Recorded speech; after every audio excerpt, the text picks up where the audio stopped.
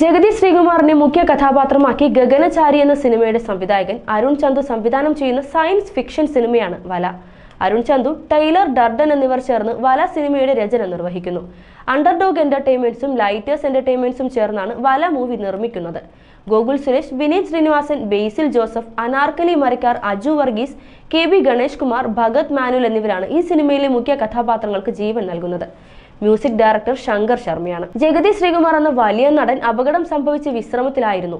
അതിനുശേഷം ആദ്യമായി അഭിനയിക്കുന്ന സിനിമ എന്ന പ്രത്യേകത വല എന്ന മൂവിക്കുണ്ട്. ഈ സിനിമയുടെ ട്രെയിലർ കണ്ടാൽ ഇതൊരു സോംബി സിനിമയാണെന്ന് ഊഹിച്ചെടുക്കാം. എന്തായാലും ഇതൊരു സയൻസ് ഫിക്ഷൻ മൂവിയാണ്. പ്രൊമോ വീഡിയോ കണ്ടാൽ ഒരു ഹോളിവുഡ് ക്ലാസിക് മൂവിയുടെ എല്ലാ ചാരുതയുമുണ്ട്. അരുൺ ചന്തു എന്ന സംവിധായകൻ ഇതിനു മുൻപ് സംവിധാനം ചെയ്ത സിനിമ ഗഗനചാരി എന്ന സിനിമയായിരുന്നു. 2050 കേരളത്തിൽ 3 ബാച്ചിലർമാർ ഒരു അന്യഗ്രഹ ജീവിയെ കണ്ടുമുട്ടുന്നതാണ് ഗഗനചാരി എന്ന മൂവിയുടെ ഇതിവൃത്തം. അതും ഒരു സയൻസ് ഫിക്ഷൻ മൂവിയായിരുന്നു. കേരള സംസ്ഥാന ചലച്ചിത്ര പുരസ്കാരത്തിൽ പ്രത്യേക പരാമർശം ലഭിച്ച സിനിമയായിരുന്നു ഗഗനചാരി. അത് വെച്ച് നോക്കുമ്പോൾ വല എന്ന മൂവി പ്രതീക്ഷയ്ക്ക് വക നൽകുന്നതാണ്. വല എന്ന മൂവിയും ഒരു സയൻസ് ഫിക്ഷൻ മൂവിയാണ്.